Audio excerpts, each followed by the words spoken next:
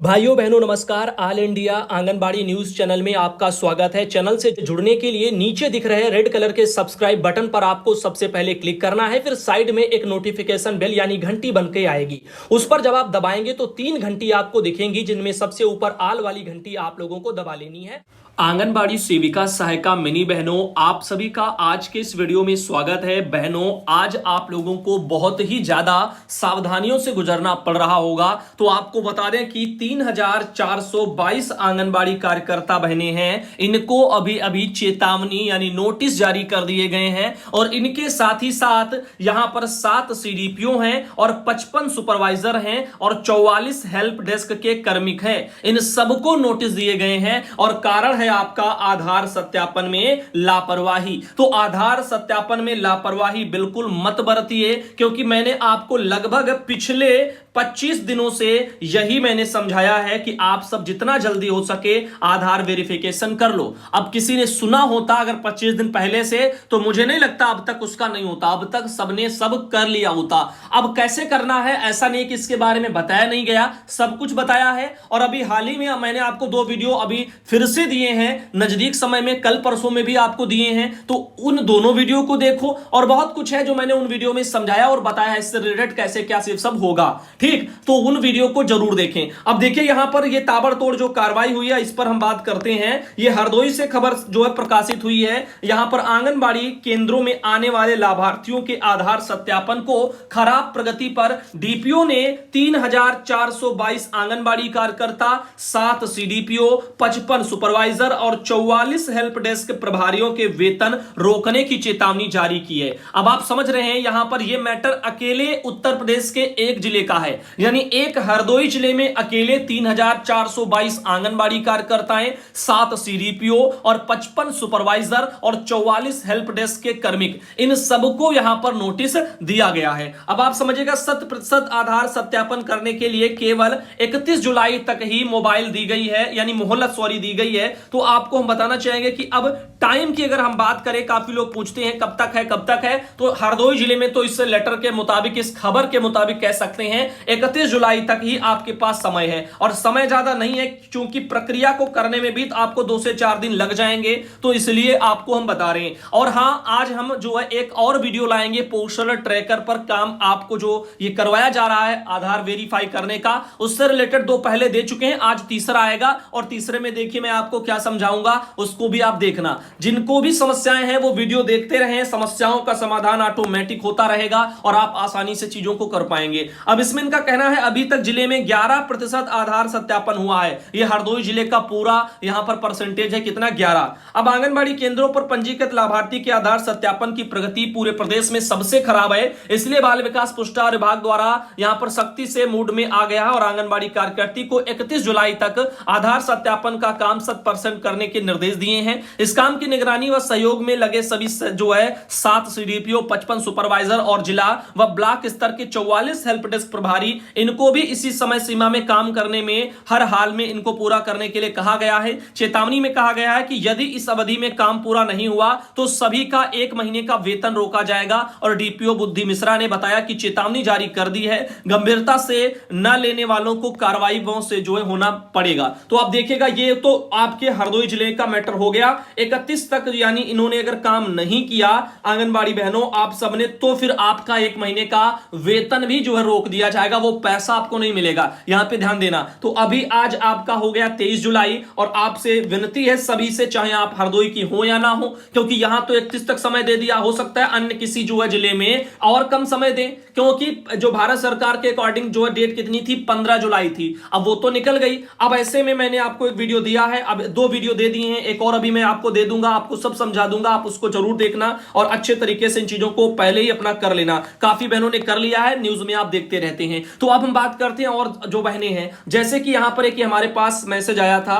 आइए इस पर हम देखते हैं क्या इन्होंने कहा है। इसमें लिखा है सुधांशु भैया नमस्ते, आप जो है आपको मैं यहाँ पर हिसार वगैरह ब्लॉक इनका संत कबीर नगर से है। तो देखिएगा ये संत कबीर नगर जो जिला है वहां के हिसार ब्लॉक से होंगी। और इनका कहना है कि भैया जी हमारे लोग का मानदेय सन 2019 में 9 महीने का रोक दिया गया था, जो कि अभी तक यहां पर नहीं मिला है। तो आप बताएं कि इसका क्या समाधान हो सकता है। तो 2019 में रोक दिया गया था ये आपने बताया, लेकिन क्यों रोक दिया गया था 2019 में आपने वो वजह नहीं बताई। देखो बिना वजह आखिर रोका गया, कैसे रोका गया ये भी तो आपको बताना चाहिए। तो वो आपने बताया नहीं तो हम आपको सलाह कुछ नहीं दे सकते हैं। मैं आपको क्या बताऊं, अब कई तरह से मानदेय रोके जाते हैं। कुछ का जो है किसी कारणवश मान लीजिए काम नहीं हुआ तो रोका गया, किसी का मान धरने की वजह से रोका गया। अब 2019 चूंकि बहुत पुराना है मैटर, तो ऐसे में आपको बताना होगा कि जो है उस टाइम पर क्यों रोका गया था। इधर बात करते हैं राधा कुमारी बहन जो कि गोपालगंज से आती हैं, और इन्होंने बिहार सरकार से एक जो जारी सरकारी आदेश है वो हम तक भेजा है। अब यहां पर आइए इस पर हम चर्चा करते हैं। पहले इसका हम कलर चेंज कर लेते हैं। हाँ, तो ये हो गया बिहार सरकार से 20 जुलाई का ऑर्डर,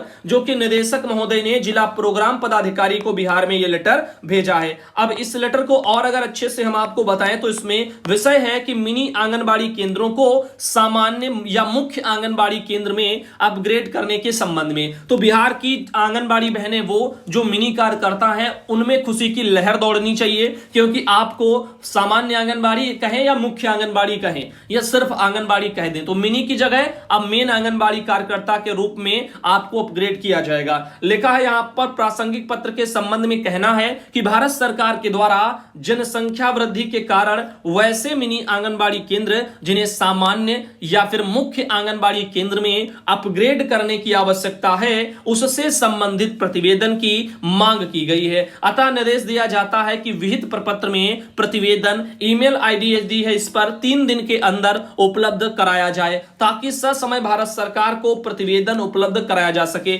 इसे अति आवश्यक समझा जाए। तो ये जानकारी भारत सरकार को ये उपलब्ध कराएंगे बिहार में, इसीलिए जानकारी मांगी जा रही है। जो भी मिनी केंद्र हैं उनको अपग्रेड किया जाएगा मेन केंद्र में। अब मिनी केंद्रों को सामान्य केंद्र में अपग्रेड करने संबंधी प्रतिवेदन इस प्रकार है, जिसमें क्रम संख्या का कॉलम, जिले के नाम का कॉलम, परियोजना के नाम का कॉलम, और मिनी आंगनबाड़ी केंद्र जिन्हें सामान्य आंगनबाड़ी केंद्र में अपग्रेड किया जाना है उनमें पंचायत का नाम, केंद्र संख्या और केंद्र का नाम, साथ ही वर्तमान जनसंख्या वहां की कितनी है और अभियुक्ति। इस तरह से ये कुछ कॉलम है जो इस मैटर पर जो है भर करके दिए जाएंगे। तो ये हो गया बिहार का मैटर, बहुत ही बढ़िया था। जो है राधा कुमारी बहन आती है गोपालगंज से, और बहुत बहुत धन्यवाद। अब बात करते हैं एक मैसेज की जो कि जो है अंजलि के नाम से है, और इन्होंने चैनल पर कमेंट किया, माताओं का आधार उनके पिता के नाम से है वो वेरीफाई नहीं होता। यानी इनका कहने का मतलब जैसे मान लीजिए कोई गर्भवती महिला हो गई, कोई धात्री महिला हो गई, दो ही तरह की तो महिलाएं हैं जो आप लोगों को पोस्टर ट्रैकर पर आधार में फीडिंग करनी है। अब मान लीजिए कोई गर्भवती महिला है या फिर कोई धात्री महिला है, अब इनका जो आधार है उसमें जो वाइफ ऑफ करके नहीं पड़ा है, इनमें डॉटर ऑफ करके पड़ा है। यानी हम आपको समझाते हैं कि जो है इन महिलाओं में जो इनके पति का नाम लग करके नहीं जो है पड़ा हुआ है रिलेटिव में। ठीक, अब रिमेल पड़ा कौन है, पिता का पड़ा है, यानी डॉटर ऑफ करके पड़ा है। तो ऐसे में इन ये कह रही वो वाले नहीं होते हैं। अब ऐसे में एक और बहन है, इनका ये है शीला पांडे बहन, इन्होंने भी वही कहा, गर्भवती में उसके पिता का नाम है, वह अपडेट नहीं हो रहा है, वेरीफाई कैसे करें आधार। तो देखो इस तरह के अगर नहीं हो रहे हैं तो पहली बात तो एक बार ये चेक कर लेना कि आपने क्या सब कुछ सही सही भरा है जैसे जैसे वहां पर भरना है। तो क्योंकि ये भी बहुत जरूरी है, मुझे लगता है हो जाना चाहिए। और फिर भी अगर नहीं होता है तो आप जो है उसके पिता का क्यों जो है लगाएंगी। पहली बात तो ये नाम उसके पिता का भी है तब भी हो जाना चाहिए। अभी मैंने कुछ किए हैं कल परसों में, अब उनको देखेंगे, अगर वो रह जाएंगे इसी कैटेगरी के होंगे तो हम इस पर बाद में डिस्कस कर लेंगे। बाकी जो भी हैं आपके उन सबको कर लो, और इन वालों को अभी फिलहाल के लिए छोड़ दो 1-2 दिन के लिए। जैसे ही हमारा पूरा कंप्लीट होगा जो रह जाएंगे वो आपको बता देंगे, क्योंकि मैंने भी ऐसे कई जो है भरे हुए हैं जिनमें जो कभी पिता की जगह उनका लगा तो इनका लगा, इस तरह के भी मैटर वाले हैं। तो आपको हम यही बताना चाहेंगे कि आप या तो जो गार्जियंस वाले ऑप्शन में अगर आता है तो उसमें किसी ना किसी का भर दो तो हो जाना चाहिए। ठीक, इस तरह से भी चीजों को आप कर सकते हैं। वहीं भाई जो है माता पिता के जगह दादा दादी का आधार कार्ड लगा दे, तो क्या पिता या माता के जगह दादा दादी का नाम लिखें, कृपया बताएं। तो देखो इनका कहना है कि यहां पर माता पिता के जगह दादा दादी का आधार कार्ड, तो बिल्कुल जो गार्जियंस वाला ऑप्शन आता है जिसमें पिता का भरा जाता है उसमें आप दादा दादी का लगा सकती हैं। तो इनका कहना है तो क्या पिता या फिर माता के जगह दादा दादी का नाम जो है लिखें तो ये अपने आप में एक दिक्कत हो जाएगी। क्यों? क्योंकि दादा दादी के लिए मुझे नहीं लगता कि ऑप्शन वहां पर खुलता होगा। अब क्योंकि नाम में तो जो है यहां पर गार्जियन वाला तो पिता वाला भरोगे तो आ जाएगा, तो उसमें आप क्या भरना, उसमें भर देना जो भी दादा दादी का लगाना उसमें वो भर देना। नाम का भी तो ऑप्शन आता है तो उसमें भर देना। देख लेना करके, नहीं हो तो कोई बात नहीं। और पहली बात, ऐसा करो ही क्यों? अगर इस तरह के एक दो लाभार्थी होंगे तो उनको बोलो ना कि अपना बनवा करके लाएं। आधार वाले गड़बड़ है तो उनको बोलो अपना आधार सही करवा के लाएं। तो दादा दादी का आप क्यों लगाएंगी? तो पहली बात तो ये, क्योंकि तीन तीन आपको ऑप्शन मिल रहे हैं, अब उनमें भी नहीं हो पा रहा है तो फिर ये गलत है। क्योंकि यहां पर भाई आधार क्यों नहीं बनेगा? कोई गर्भवती महिला है, धात्री महिला है, इतनी बड़ी हो गई है, आधार नहीं बना है, तो ये कैसे चीजें संभव है? खुद से सोचिए जरा। यहां पर ये है संगीता देवी जो कि गाजीपुर से आती हैं। अब यहां पर इन्होंने एक ये हमें जानकारी भेजी जिसमें लिखा है अति महत्वपूर्ण, समयानुसार अनिवार्य है। और आज जो है हर घर झंडा कार्यक्रम की समीक्षा बैठक जिलाधिकारी के द्वारा किया गया है और इसमें बोला गया कि 22 जुलाई को यह आंगनबाड़ी स्तर से 100 रुपए की धनराशि तथा घर के लिए यहां पर तथा सहायिकाओं से 50 रुपए की धनराशि प्रति झंडा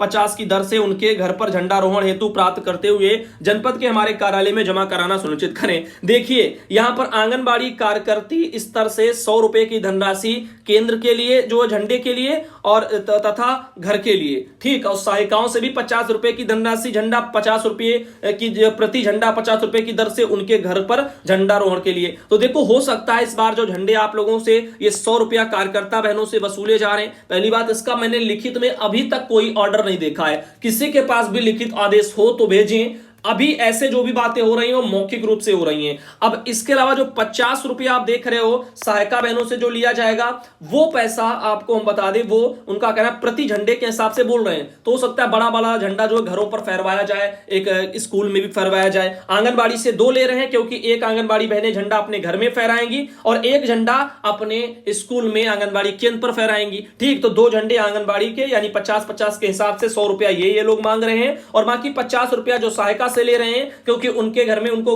केंद्र पर नहीं लगाना है सहायिका को, उनको केवल अपने घर में लगाना है। तो इस तरह से ये मांगे जा रहे हैं। अब इनका कहना है कि जिससे स्वयं सहायता समूह को धनराशि का भुगतान करके प्राप्त कराया जा सके। वाह, कैसी हमारी सरकारें हैं, एक तरफ लोगों से पैसा ले रही हैं फ्री का और दूसरे लोगों को बांट रही हैं। इधर झंडा बनवाया किससे? समूह वालों से। अब पैसे किससे वसूल रहे हैं? आंगनबाड़ी से और सहायिका से। अब ये अपनी सैलरी से पैसा दे रही हैं और ये पैसा जाएगा किसको? समूह वालों को जाएगा, उनकी आमदनी होगी और ये अपना जो देशभक्ति दिखाएंगे। तो इस तरह से जो चीजें चल रही है काफी यहां पर निराशाजनक है।